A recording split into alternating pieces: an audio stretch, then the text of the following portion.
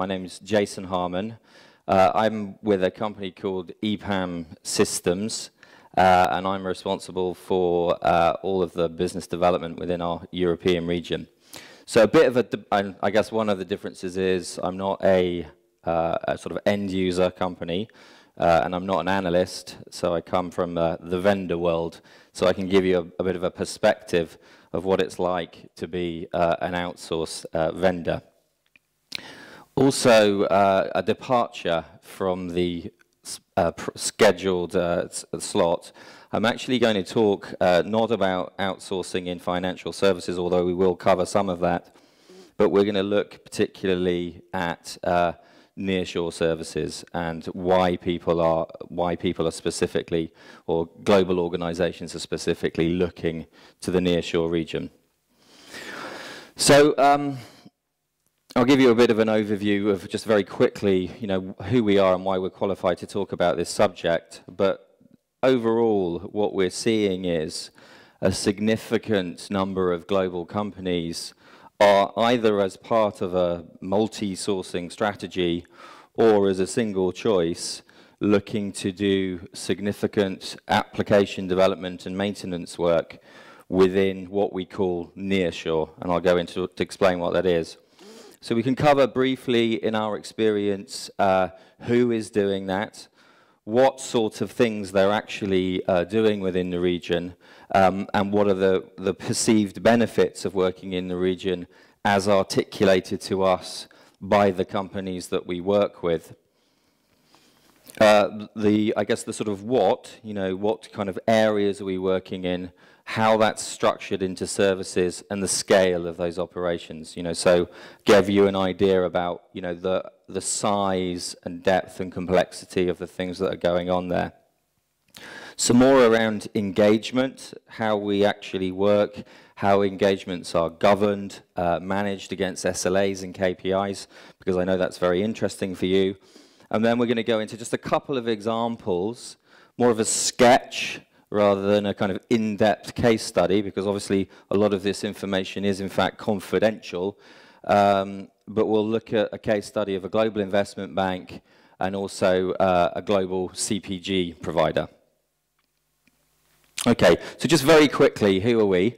EPAM, what we are is we are the most successful, largest, what's called nearshore outsourced service provider. So we have over this, I should probably have this as an RSS feed because we're adding people all the time. But as of yesterday, we have about 8,200 people, so we're a pretty sizable organization.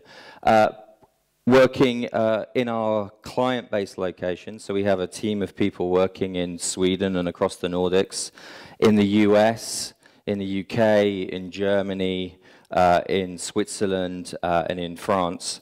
And then all of our delivery centers are in the sort of former Soviet region. So everything is in the Eastern Bloc. So this is why we're sort of specifically qualified to talk about this subject. And this has been a deliberate decision on our part. We're also recently the first company of our kind to go public. So we floated on the New York Stock Exchange about 3 weeks ago. So, but you know, I haven't done that well. That's why I'm still here. Okay.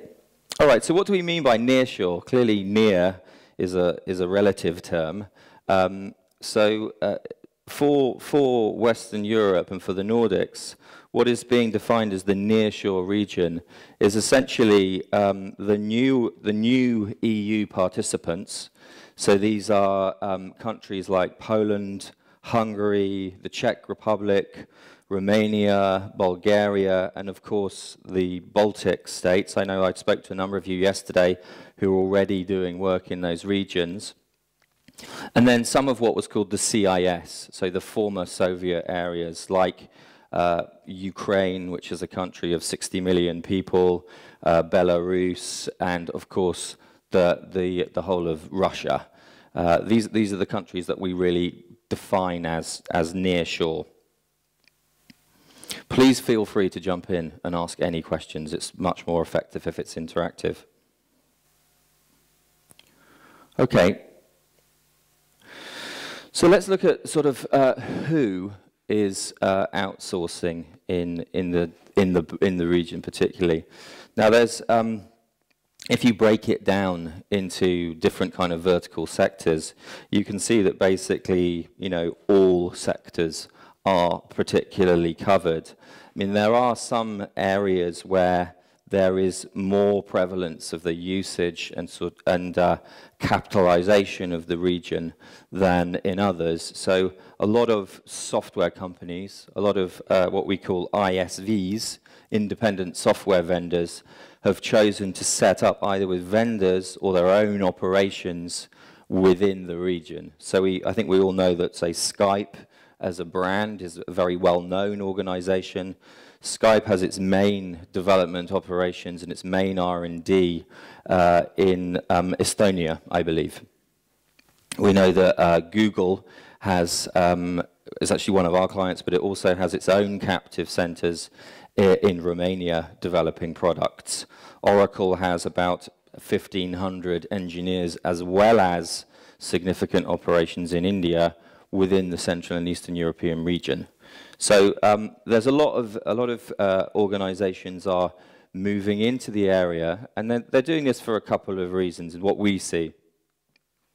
They're either doing it as part of a multi-sourcing strategy.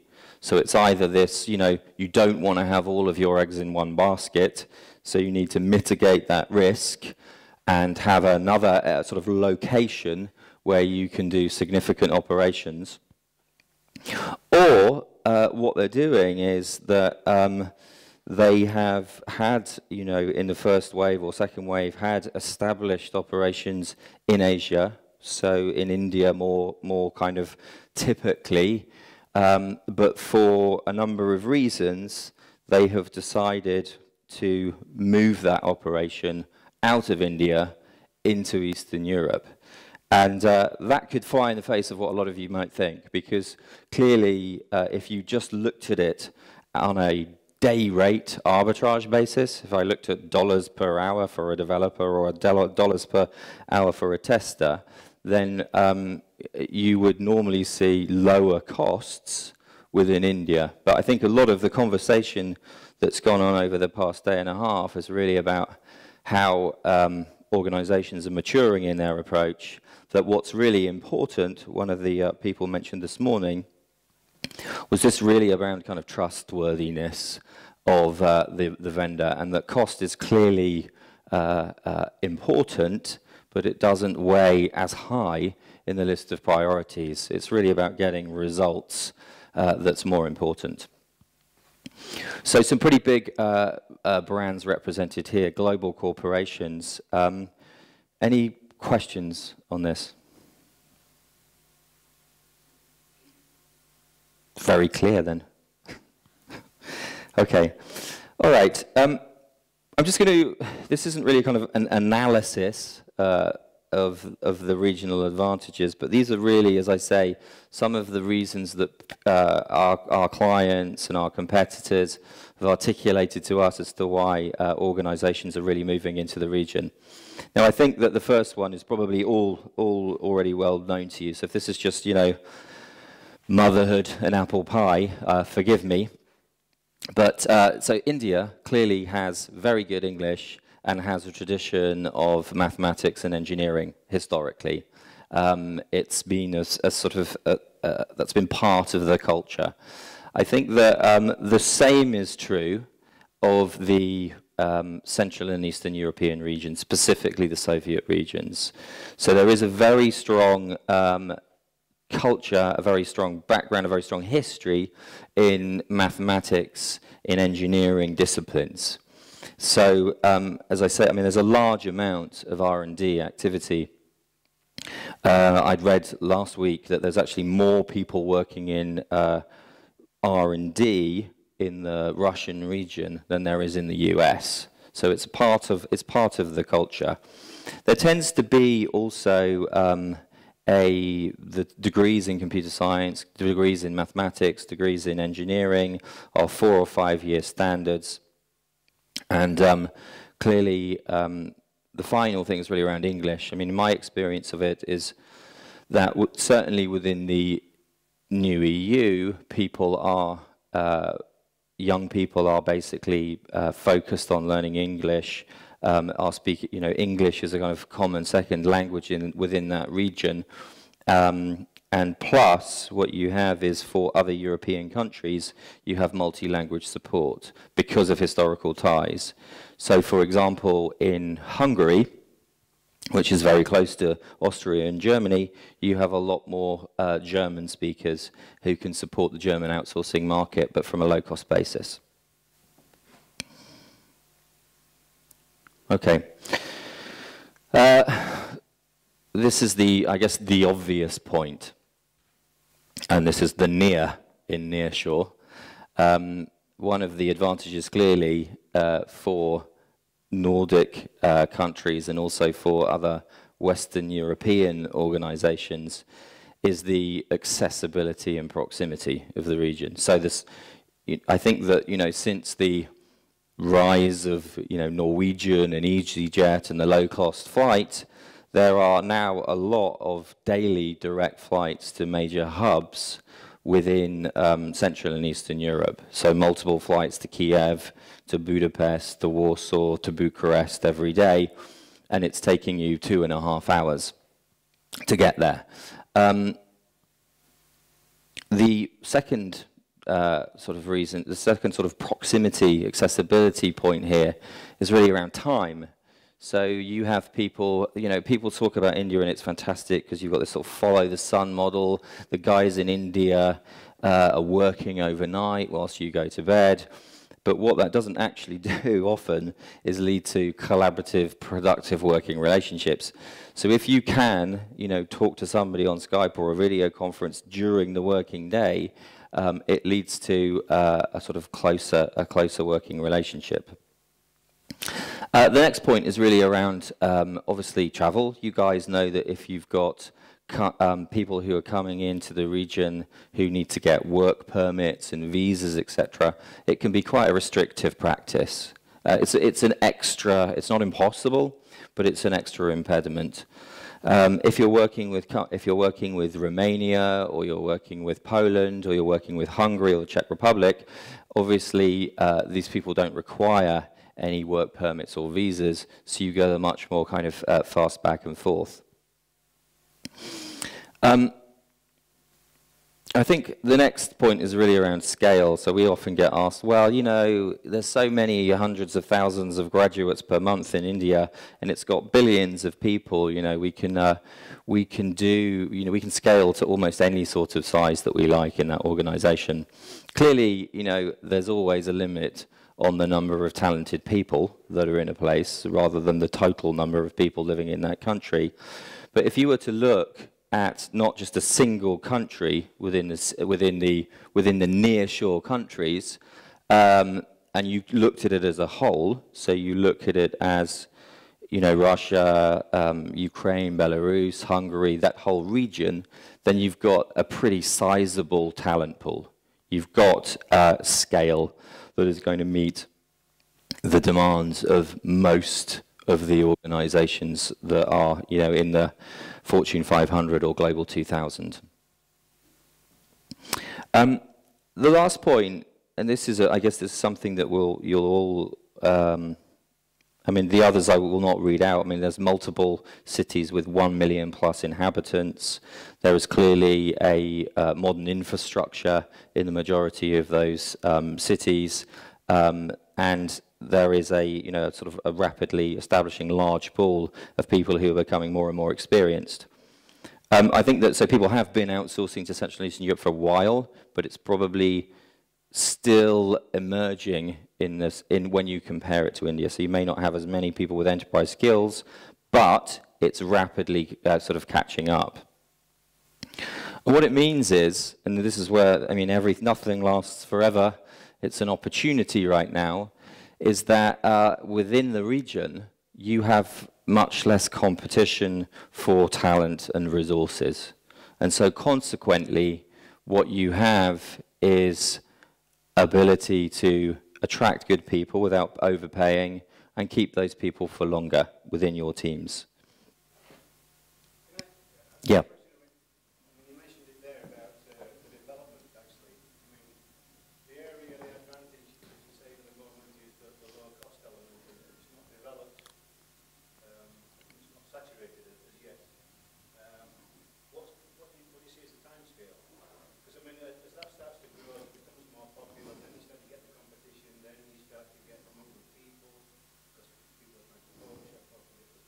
Yeah. As we saw in India, well, it's still happening now. I mean, where do you see, if you were to compare India to where you are now in your resource pool, Yeah. how long have you got? It's a really difficult question. It's a good question. I would say that, I mean, so there are parts where it's not, so we're talking about a region, but clearly there are sort of lumpiness within the region. And so there are certain places where there is more demand being created by organizations which are sort of moving in. So, for example, if you went to somewhere like Kiev in Ukraine, you have 4 Tier 1 global investment banks that have set up ADM operations within that particular city. And so what that does is it immediately creates actually a move in the market against those people. So if you go in and you try to hire 600 people in a period of time, and another bank is doing the same thing, then it can happen that you will get that situation where you've got people shopping CVs and trying to move jobs and do that sort of work. I think the trick is really not to just focus on a single location in time, but to again look at the region to sort of balance that portfolio and need. So I mean there are large secondary tier, sort of second tier cities in these locations with high numbers of graduates with strong engineering background and discipline where we see people kind of opening up centers. So for example, we have, like EPAM has 3,500 people in Minsk in Belarus. We have a customer there, Thomson Reuters, that grew up to about 800 people. And obviously that starts to put pressure on that particular location. But if you're working in the region and you put in place the right kind of infrastructure so that it's virtualized and shared, cloud-based infrastructure, then you can move out to other cities. So they've moved out to places in the Ukraine. So there's a place in Ukraine called Dnipropetrovsk. Try saying that when you're drunk. I've had too much vodka. That we have, they all set up a center there. That's a city of like 2 million people that was previously a center of actually sort of military R&D. They literally were making missiles and rockets in that city. So there's quite a lot of skilled people there. If you can break into a tier 2, you have an opportunity to grow. Does that answer your question?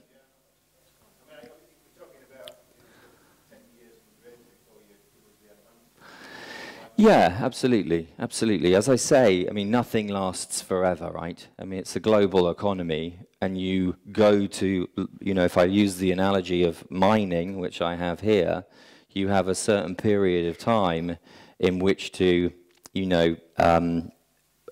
essentially exploit that resource as well as you can. I mean, and I guess the sort of the bottom line here.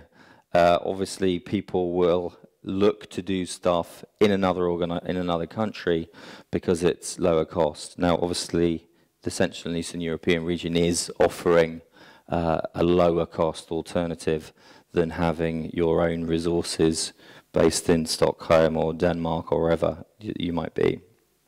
But if you compare that to India, then how are you? Then I get the impression that the cost level is a bit higher. So I think that it depends on who you're talking to and who you're working with in India. So if you are working with a tier 1 provider, and you want talented people, so you're working with TCS or you're working with IBM Global Services or Wipro or one of these organizations in India, the sort of cost structure, without discussing the rate cards, is similar to that level. If you go to a tier 2 or tier 3 vendor in India, which is more around stack 'em high, then it will be perhaps higher by 20% or so. Clearly, if you're going into low-cost EU-based countries, the infrastructure is more expensive, the salaries are higher, in comparison to a non-EU based country, so you will pay a bit more. But it's, I think that, I mean, at least what we're doing as an organization is not focusing on day rate arbitrage, because there is always going to be, if it's all about just cost, there's always going to be someone in, you know, Vietnam or Guatemala or the Philippines or Manila who is able to offer a much lower day rate. But in the end, as you know, and I'm sure this is happening in your organizations, is that companies are looking much more for outcome-based engagements rather than just purely cost saving. Clearly it plays a role. Okay. I think that, so I mean, just sort of summarize, all of those are really sort of features of the region, but what it's meant for us. I think that, and the point is being made, I think that, you know, if you're outsourcing it, it affects people within your organization. Clearly,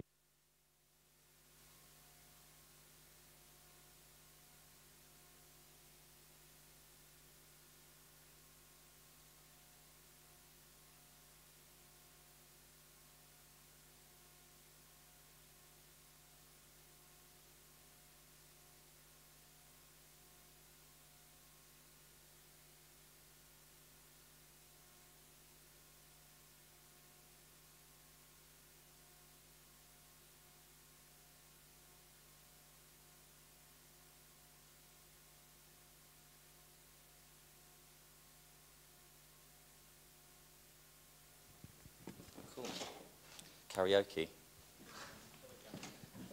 There we go. All right. Yeah. So,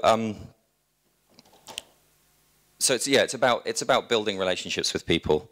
So I think that if you have greater accessibility, as in, you know, you're working the same day, you can go and visit people. We have people from clients who go and live in Budapest or go and live in the Ukraine for 2 or 3 weeks at a time. You build a relationship, you build a rapport with people, you have a much more effective relationship with those people.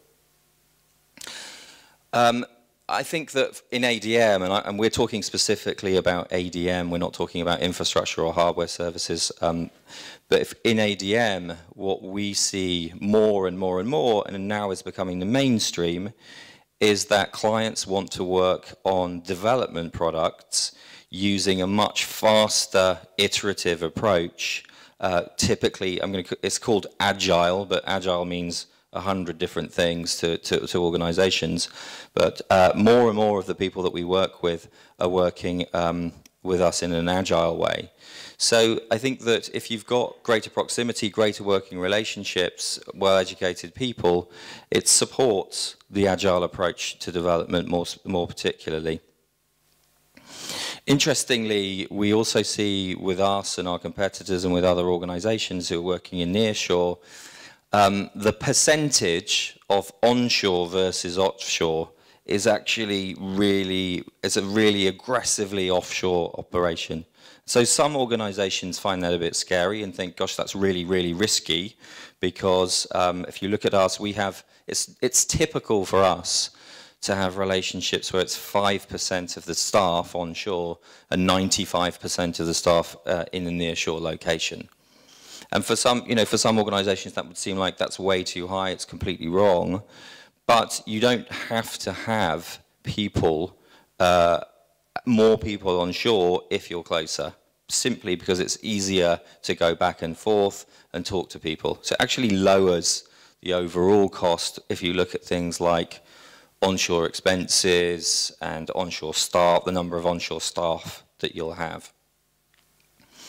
And then we've already talked about attrition, but to put some numbers on it, we see in the region attrition figures of sub 10%, which I think compares quite favorably with the sort of Asian outsourcing model. Okay, so again, we're focusing on ADM specifically. So just looking at what kinds of things are people actually doing. Is there a pattern? Is there something that I wouldn't do in nearshore versus Asia? So overall, if you look at the main kind of areas of activity, clearly there is significant amounts of development work being provided. So lots of coders, lots of people developing in Java, in .NET, in C++, people providing application maintenance and support services. So inheriting applications that you've built yourself or have been built by third parties and maintaining those, so engaging in kind of break fix type activity, but also doing what we call small dev, so the kind of BAU type stuff. So obviously testing, core sort of ADM activities are being kind of done fairly extensively within the region. But there tends to be, on the kind of technology side, it's more emerging. So there isn't given the maturity of the space, there isn't a sort of legacy technology capability. So you can see this as a plus or as a minus. So you won't have lots of COBOL developers in Eastern Europe. You don't have a lot of mainframe specialists. Generally, you don't have people who are proficient in older, enterprise resource planning applications like JD Edwards or BPIX or these sorts of things. But what you do have is you have a lot more skills in, I guess, sort of second wave and emerging technologies. So one is in, if you look at embedded technologies, so there's a lot of device software development going on within the region. So in network cards for low latency, for direct programming into handheld devices. I think Symbian has a fairly significant center within the region. We see a lot of work around e-commerce, business intelligence, so both outsourced development work, outsourced business intelligence as a service, and a lot of work around mobile application development. So I mean, that's clear. The guy before me talked a lot about that. There's a significant amount of mobile work going on. So within our own organization, we run an R&D lab for Thomson Reuters. So we build out all of their Android and iOS applications, and we also test a lot of devices for Google themselves around the Android platform. So I would just say that these are kind of newer and emerging technologies, and what they tend to be is more technologies that have a kind of consumer focus, areas which benefit from a faster, more iterative approach to release and development. Okay, any questions?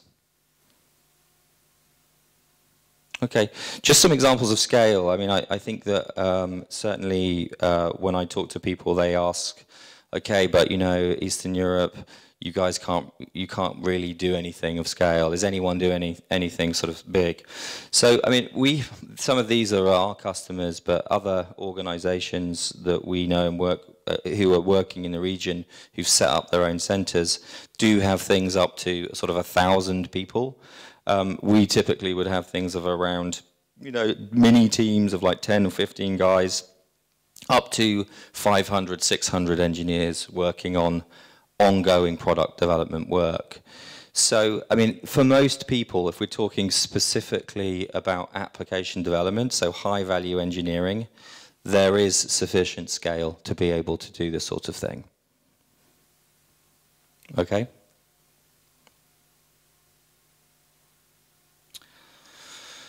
Okay, so engagement models. So again, I think this is really an example of the maturation of the region. So classically, I mean, I think that most of you have probably seen this. On the top here, you have a basic diagram. I'm not a Gartner analyst, so I've just put this together. But I mean, at the entry point for organizations that are outsourcing ADM services is just really staff augmentation. So it's give me 5 Java developers to work with my team I want them on a specific project. You know, we have an application that we need to develop. We'll tell them what to do. We'll give them task level requirements, and that's how we'll direct it. So that a lot of the work has kind of been in that nature. But now what we're seeing, both within our own organization and also within companies that are setting up, and also with our competitors, is that there is more of a move toward outsourcing services and then managing those services according to some sort of mutually defined SLAs, so that then the ownership of risk is transferred to the organization. So this is not something which is unique, clearly, to Central and Eastern Europe, but I wanted to show it to you just to really give you an idea about how things are moving on. So, I mean, if you look at, and we already talked about Agile, we are seeing on this bottom arrow, what you can see is, firstly, how projects are being done. So what we see more is a move away from waterfall. So most customers, and I think this has also been talked about, are not able to clearly articulate their need or requirement. They don't have well-documented systems, and they are really looking for organizations that can work with them to sort of rapidly iterate towards the thing that they want. I'll give you an example. So we work with a global CPG organization who is probably one of the best known brands in the world. And we work within their interactive marketing group. And so interactive marketing are people who are responsible for building out Facebook applications, mobile applications, establishing the CRM and precision marketing strategy and how they're going to contact their clients through kind of various channels. Now, their requirements are very, very high level. So we launched a platform, we're building a platform for them right now, and the requirement was for the European Cup. And they just said to us, okay, we're going to build something for the European Cup. We want you guys to help us do it. Okay, so what's the scope of the effort? Well, we don't know, but clearly it needs to be really cool because otherwise the kids won't like it. So it's, you know, that level of requirement where with that sort of level of detail needs to be thrashed out. So we're seeing more and more of that kind of engagement, and you need a sort of different type of person to be able to take that on. The top part of the arrow, again, is, so it reflects the diagram above, but there's a lot of work which is clearly still on time and materials basis, but there's certainly a move toward, as I say, more outcome-based engagements, which is reflective of the maturation of the region. Anything else? Any questions? Okay. I just wanted to dwell on Agile. Does everyone use Agile? Does anyone here use Agile development in their own organization? So it's good, probably 30%, 30–40%. So it's becoming the kind of mainstream. And what we see in this is really, it's a very, very kind of broad church. So people say, do you do Agile? And then we say, you know, okay, do you do Agile? How do you do it? And it can vary from basically being doing the same as what they always did, but with a daily stand-up added on to make it Agile, through to, and this is really what it's about, it being a business-driven approach to defining products and requirements and strategy. So, for example, we had another organization that we worked with that was completely re-engineering all of its supply chain, warehousing, and e-commerce environment. And Agile had been adopted at the change level, at the kind of change board level as a principle of operation. So it was baked into all of their thinking and how they do things. If you're going to do agile development, one of the principles is that you are supposed to co-locate teams. So business, people, developers, analysts, everything, they should actually sit in the same room. So clearly, if you're going to do distributed agile, you need to make some kind of compromises. For most organizations, I mean, if you're in, I guess if you're in central Stockholm, or if you're in the city of London, it's a pretty expensive proposition to have everyone sitting in the same place and working together, just from a kind of day rates and a space perspective. So we've had to modify how we do that. Organizations are modifying how you do that. But the region, the Central and Eastern European region, is well placed to support it. Principally because one of the key success factors, as I already alluded to, is around communication and a relationship with individuals, which you can better support if you can visit them, you can see them, you can talk to them. Okay. All right, let's just have a quick look at just really around how some of the ways in which the measurements are going into engagements. Typically, the kind of SLAs and governance is really driven by the maturity of the organization and also the maturity of the engagement itself. So broadly, we break it down into types. We have operational requirements, so we look at service response, downtime, etc. Where we're looking at building teams and maintaining teams, it's around, you know, how quickly you can recruit people, what levels of attrition there are within the teams. A lot more around quality. So basic kind of quantitative stuff are like defect ratios, bug ratios within released product, but also scope adherence. So how closely something matches what you are expecting it to be. Customer relationship and kind of progress and value add are difficult things to define, obviously. And this is this kind of woolly notion of innovation. So you want a vendor to come to you and kind of bring innovation.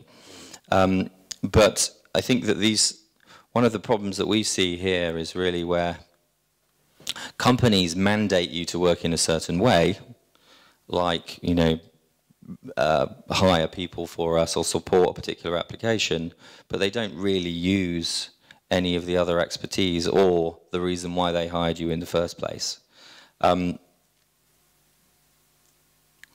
But as you'd expect, what we're seeing is a number of kind of ways in which we're measured and KPIs.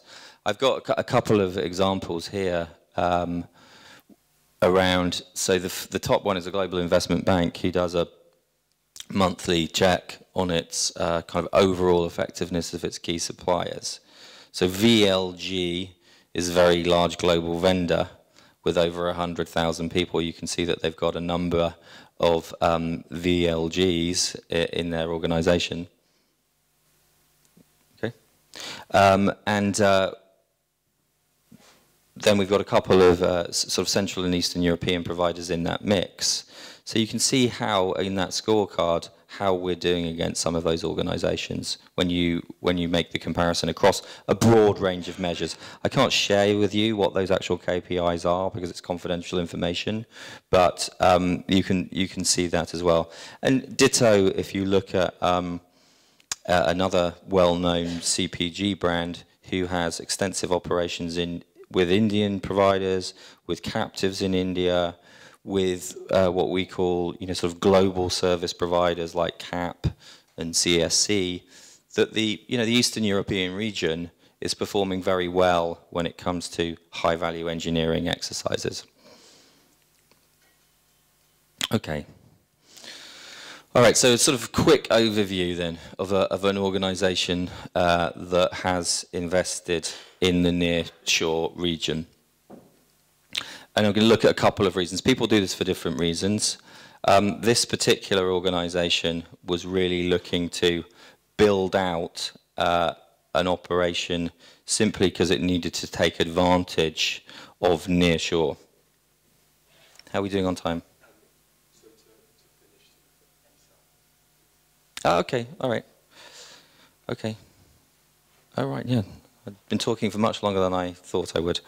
All right, so firstly, it's an investment bank. It's an investment bank who basically have 3,000 people in Singapore, 5,000 people in India, people spread across in New York, London, Tokyo, Hong Kong, etc. Significant annual budgets, so greater than $1 billion a year spent on IT. As a group, they spend probably 700 million a year on application development by itself. And what they were finding is that within their own regions that they'd gone into a place, into Singapore, everyone in the banking world had gone into Singapore, pushed up the price massively, pushed up the attrition massively, and they were no longer getting the service, or the kind of, the reasons that they went there in the first place were no longer valid. So they wanted to basically go to Eastern Europe because it was a bridge between their US and APAC operations, was a direct support for the EMEA operation, and also they needed to, obviously wanted to capitalize on the fact that there was a decent resource pool within the region. So what we worked with that organization. What they did is they toyed with building something themselves versus working with a local vendor. Decided to work with a local vendor as a kind of Sherpa within the particular region to advise them on how to get things going. And year one focused on really building out. So it was really focusing on recruitment. I'll make one point here. This is a bank. This is it's an investment bank. Data security is clearly a core issue. So what they did is, in fact, they more or less extended their own network in the region.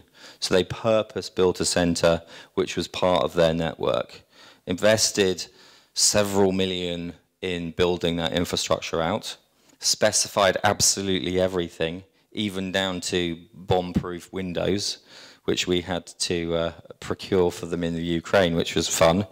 And then just really had SLAs which were focused on hiring as many people as they possibly could. So we got them to about 200 people in 9 months. And these were people who were developers and people who were also doing kind of application monitoring. Year two, a bit of a change. So year one was an experiment. Year two, it switched. So the economic environment changed, and they basically had to mandate the movement of jobs from high-cost locations to low-cost locations. And it changed a lot of how the actual engagement was managed. So we looked to, it became much more challenging in how we were really hiring people, how we were managing the staff that were going to be replaced, etc. Now, I think I'm running out of time, but let me just focus on a couple of key points here, though, that maybe aren't mentioned a lot. By the end of the year, we had like 550 people in the second year. Now, if you're outsourcing, you might say that you want to keep a constant cost, but you have a responsibility to the people that you've brought into that organization in some ways to start to begin to manage their career. What happens is that if you put a person into a role and you keep them in that role for several years, they become really bored. They don't get promoted. Either everyone gets promoted and it becomes very expensive, or everyone is kept down and they leave. So what we've had to do there is we've had to kind of work very closely with that organization to manage the careers and get the balance of the team right. So accept that people can move on into other projects, can move on into different areas to improve their career. Any questions? Okay. What I'll do is because we haven't got very much time now, perhaps what I can do is I can jump to just just a summary then, really, of where you might consider and what kind of reasons you might consider for using Central and Eastern Europe rather than, or as well as Asia. So I think if you're looking for high-value engineering skills rather than kind of just commodity stuff, then you would go. It's worth looking at the region. I think anywhere where the kind of accessibility and communication is going to be a critical success factor in your project, you should really have a look at considering the region. If your IT department or a business user or whoever it might be is really either currently using Agile or is really interested in using Agile on their development projects, I think you should strongly consider using the Central and Eastern European region as a location for doing that kind of work. And that's particularly relevant for you guys who are doing work in mobile, who have very strong online or e-commerce operations, where you have to innovate very quickly to be able to keep pace with the market and compete, rapidly release new products, like Expedia or Hotels.com or one of these sorts of organizations. And then thirdly, and I think finally rather, if you're an organization, if you're part of a global organization that has extensive operations within the US and also extensive operations within EMEA and APAC, and you need a location that's going to serve EMEA but also act as a bridge point between those two regions, then it's a good place to choose. Okay. All right.